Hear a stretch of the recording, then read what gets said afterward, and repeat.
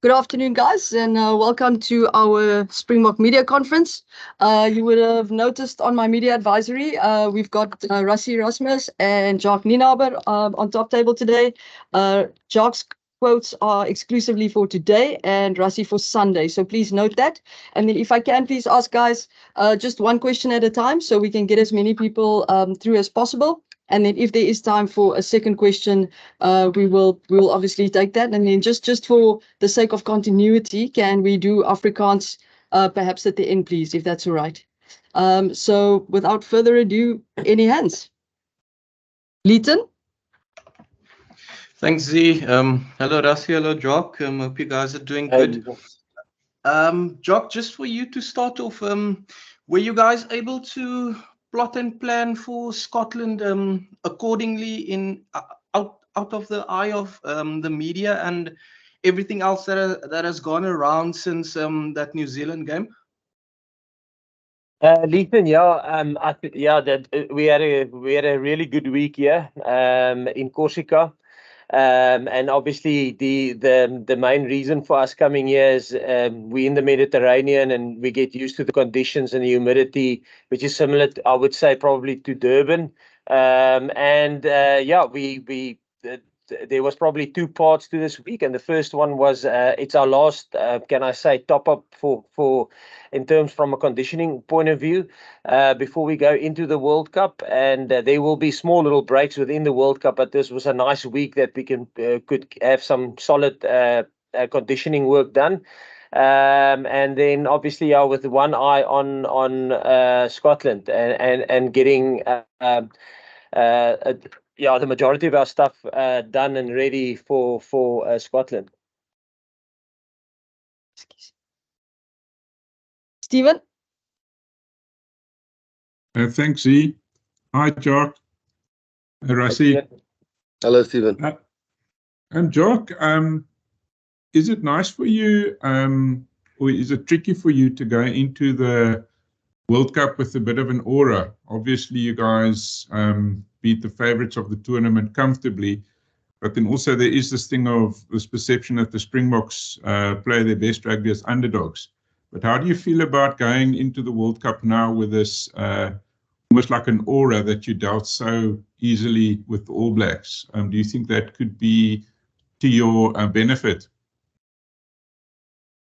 Stephen, I think if you look at the World Cup, we've spoken about how close the World Cup is, the contenders of the World Cup, and a lot of teams that are probably going to be in a position to win the World Cup, and believe they can win the World Cup. So I think in terms of that, I think it's going to be probably the most tightly contested World Cup I think in the history. If I take you back 4 or 5 weeks ago in the Rugby Championship when we played New Zealand there. New Zealand, I mean, they had a good result and quite a comfortable result against us. And this time around, it was different. So I guess that if you are off by 1% or 2%, teams can put you away, and various teams. So I think, that's the key thing, to make sure that you are consistently 100% ready for a test match. I think if you are a little bit off against the top teams in the world, they can put you to the sword. And then in terms of favourites, we always know that we're going to come into this World Cup as the defending world champions, and I mean that's something we can't hide away from, and you can't shrug that tag off. It is what it is. We are the current world champions, and we will have to bear that, and we are comfortable with that because it is what it is. Percy? Sorry, Zina, I was going to check with you. Am I allowed to ask Afrikaans now? And first, secondly, Zina, can I ask you, are we as broadcasters allowed to ask questions here on this platform now? Yes, please, Percy. Can we save the Afrikaans for the last 10 minutes? Shot, thank you so much. Is that both for Rassie and for Jacques? Yeah. Thank you, ma'am. Kate?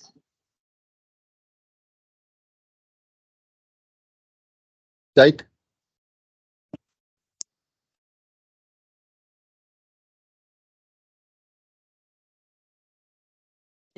Percy, is reg? You can ask your question.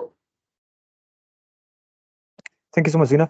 Jacques, goeiemiddag. Jacques, goeiemiddag, Rassie. Jacques, jy het sopas gedeeltelik in Engels my vraag beantwoord. Kan ek jou vra in Afrikaans egter? Daar is geen terugkeer nou meer, geen omdraai nou meer vir julle nie. Julle gaan as die verdedigende kampioene nou Frankryk toe, meneer, of julle is in Frankryk, maar julle gaan nou toe Londen toe. Is julle gemaklik met die feit dat julle met 'n teken op julle rug gaan wees vir die volgende paar weke wat julle nou in Frankryk aan daai toernooi gaan wees? En kan jy dalk net vir 'n update gee oor jou spelers, veral jou plaasvervanger spelers Andre en Lucanio hulle toestand asseblief afrigter, dankie.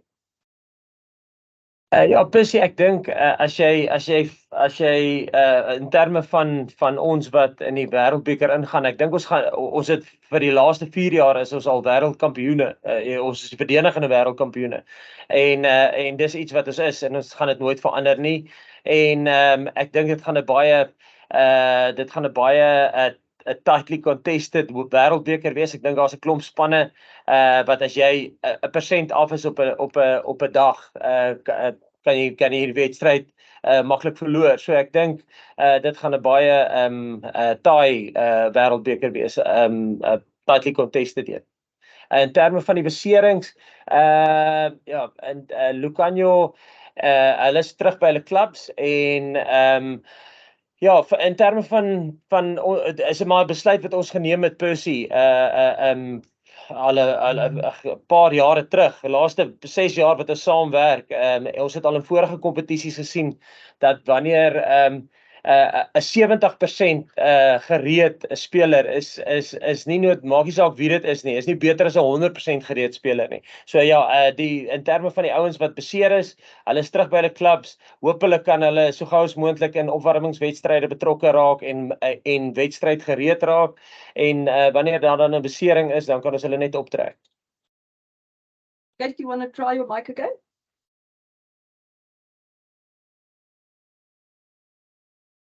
No, Kate, I don't think your sound is working. Morgan? Thanks, Ina. Hi, Jacques. Jacques, I just wanted to find out, what is the big difference between 4 years ago and now heading into the World Cup? Because I'm sure that you guys feel a lot better prepared with a lot more continuity over the past 4 years going into the tournament.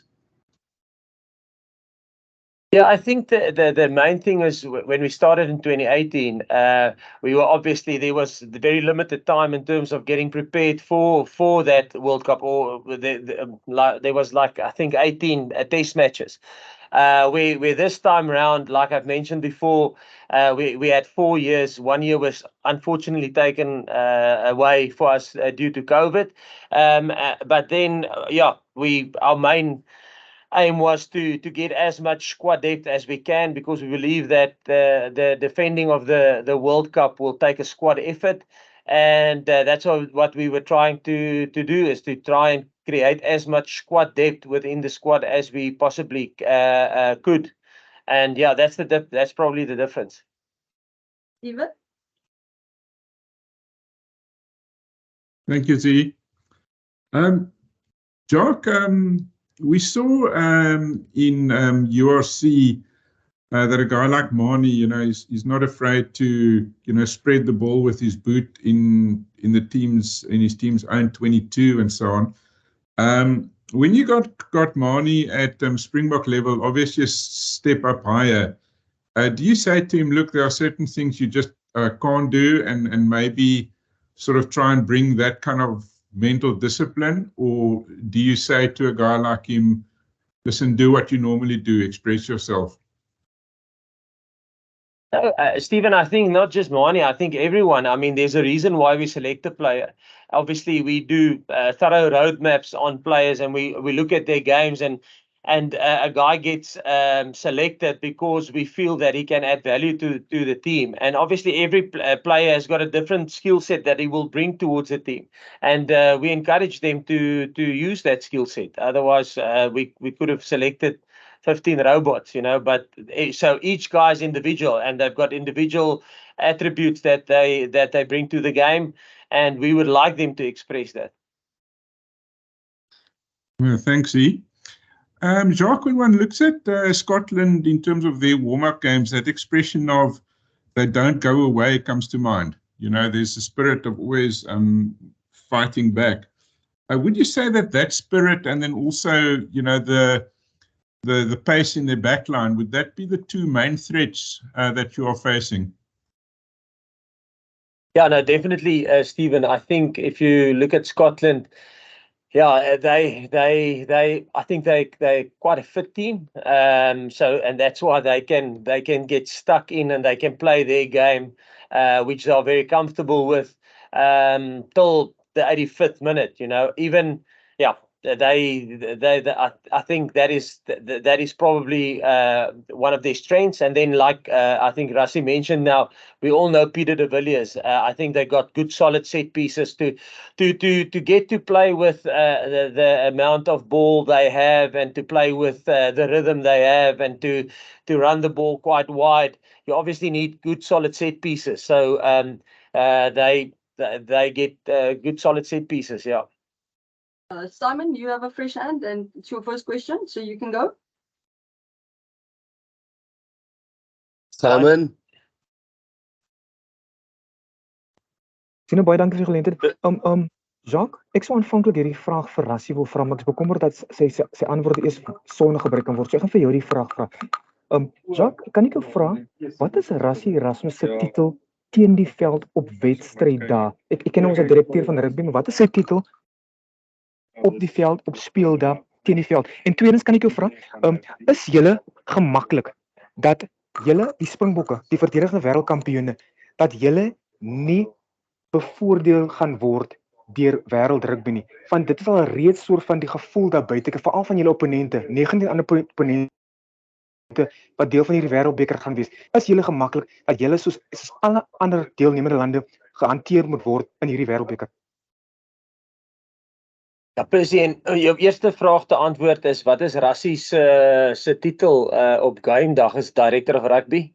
En dan die tweede vraag is, glo ons gaan dieselfde hanteer word soos al die ander spanne in die wêreldbeker, die ander 19 spanne, 100%, ja. Steven? Baie dankie, Zee. Jacques, kan jy my dalk sê in terme net van hoe jy, julle gaan uit Toronto en so aan, en kan jy my net 'n blik gee op hoe jy soort van emosioneel en so aan voel? Is daar vlinders in die maag, of wat is die knagie senuwees, of hoe voel jy terwyl jy nou hierdie trip maak? Yes, Steven, ja, weet jy, ek dink meer vlinders in die maag in terme van opgewondenheid. Jy weet, ou is 4 jaar wat 'n ou na hierdie punt toe werk, en ou wil so half die opwarmings, jy wil rugby kampioenskap agter die blad kry, opwarmingswedstryde agter die blad kry, span aankondiging agter die blad kry. Hierdie week wat ons hierdie kan ek maar sê preparation week gehad het in Corsica agter die blad kry, want die ou wil met die World Cup begin. So ja, eintlik net baie opgewonde om te begin in terme van ons probeer soos altyd soveel beheer as wat ons kan beheer, jy weet, en jy kan net worry oor die goed wat jy kan beheer. So ons werk so hard as wat ons kan. Ons het 'n plan in ons kop wat ons glo vir ons die wêreldbeker sal wen, maar ons dink nie nou daaraan nie, ons dink net Skotland. Dis net Skotland, en ons voorbereiding is so goed as moontlik vir Skotland.